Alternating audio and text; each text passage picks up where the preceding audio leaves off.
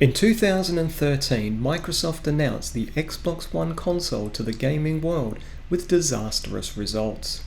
Team Xbox is on a new mission to become the all-in-one system for every living room. A follow-up to their successful Xbox 360, they would showcase the features their new all-in-one home entertainment machine had to offer, with one glaring oversight: games. The next evolution of gaming is a voice remote control for your television.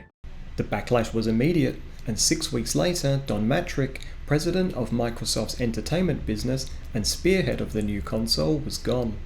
He thought he was going to change the landscape forever, but he had misread the market entirely.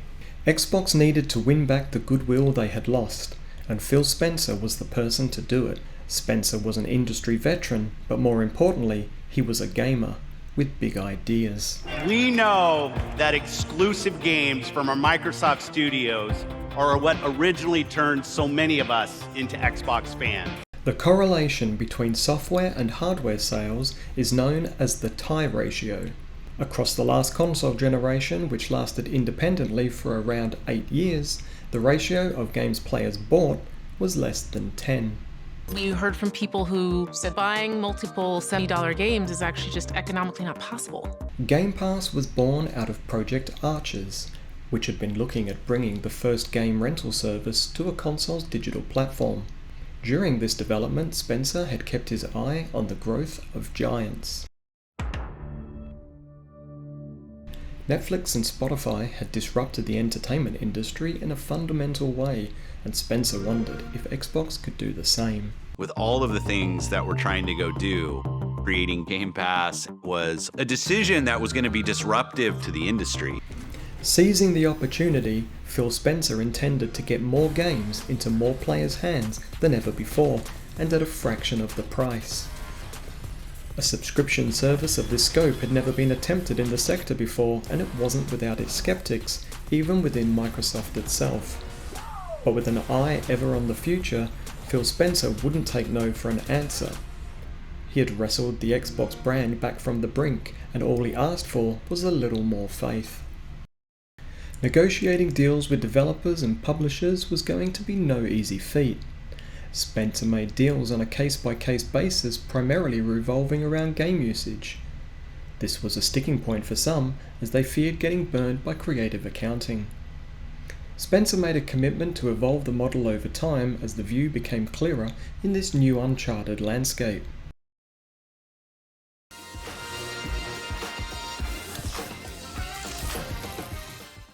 As of the 28th of February 2017, Xbox Game Pass made its launch, starting with 100 games. Microsoft already had a bunch of games from notable publishers. Microsoft ordered both Xbox One games and Xbox 360 games, the latter of which utilized backwards compatibility, on their service. Such games being offered were Halo 5, Guardians, Payday 2, NBA 2K16, and Soul Calibur 2.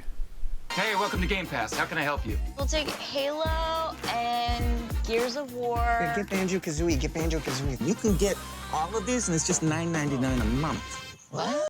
At the time of release, familiar Xbox fans loved the sound of Xbox Game Pass. 100 games for $10 a month was generally well received.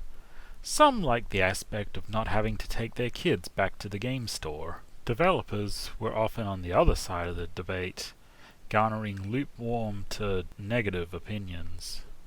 The service was released in many countries, including 2 in North America, 5 in South America, 20 in Europe, 11 in Asia, and South Africa.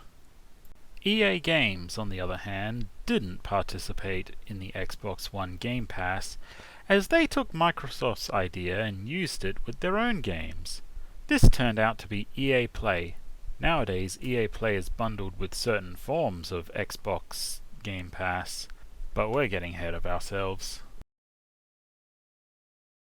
At a press conference, Microsoft announced they would support original Xbox games utilizing backwards compatibility. When it was brought up that original Xbox games are getting rare, they mentioned they could put them on Game Pass, and later they did. The first game to come to Game Pass the same day as retail was Sea of Thieves. Non-subscribers and supporters of other consoles would have to pay full price for Sea of Thieves. Xbox Game Pass offered it for way less per month. When asked, if every single person plays Sea of Thieves on Game Pass and we don't sell a single copy, are you kind of cool with that? Phil Spencer, CEO of Microsoft Gaming, responded, "Absolutely." Due to the wild success of Game Pass and the general shake-up it brought to the industry, Microsoft doubled down and announced Game Pass Ultimate in April of 2019. A subscription tier of Game Pass that would also include access to Xbox Live Gold, Microsoft's online membership, which was necessary to engage in the multiplayer features of most games. It was released later that year on June 9th, where it was also revealed that Game Pass for PC would be launching in open beta, and would also be included in Game Pass Ultimate. It goes without saying that the value in this package further bolstered Game Pass's place as one of the best subscription-based services on the market, and opened itself up to a whole new audience playing on PC. For those wanting to reap the benefits of PC Game Pass without owning an Xbox, they could simply subscribe to the cheaper tier that only included PC Game Pass. The subscriber count shot right up all over again, and it was clear to Microsoft that there was even more fertile ground for them to take advantage of. Fast forward to September 15th, 2020, and Microsoft have just begun to implement xCloud into the Xbox Game Pass Ultimate tier, a cloud gaming service compatible with certain Android devices that allowed users to stream and play games to screens that they usually wouldn't, inside and outside of home. xCloud was further expanded in 2021 as iOS devices, Windows computers, and macOS computers were added in beta format, and fully released to all Ultimate subscribers in June of the very same year. While cloud gaming hadn't taken off in the same way Google had wanted it to with its own platform, Stadia, it was clear that people were keen to engage with it if it was designed properly.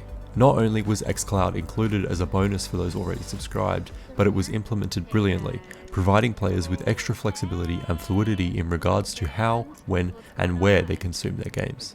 The most remarkable part of xCloud is that it doesn't require any additional hardware, meaning people without PCs or Xbox consoles could subscribe to Game Pass and start playing on their very own smart device or at-home desktop.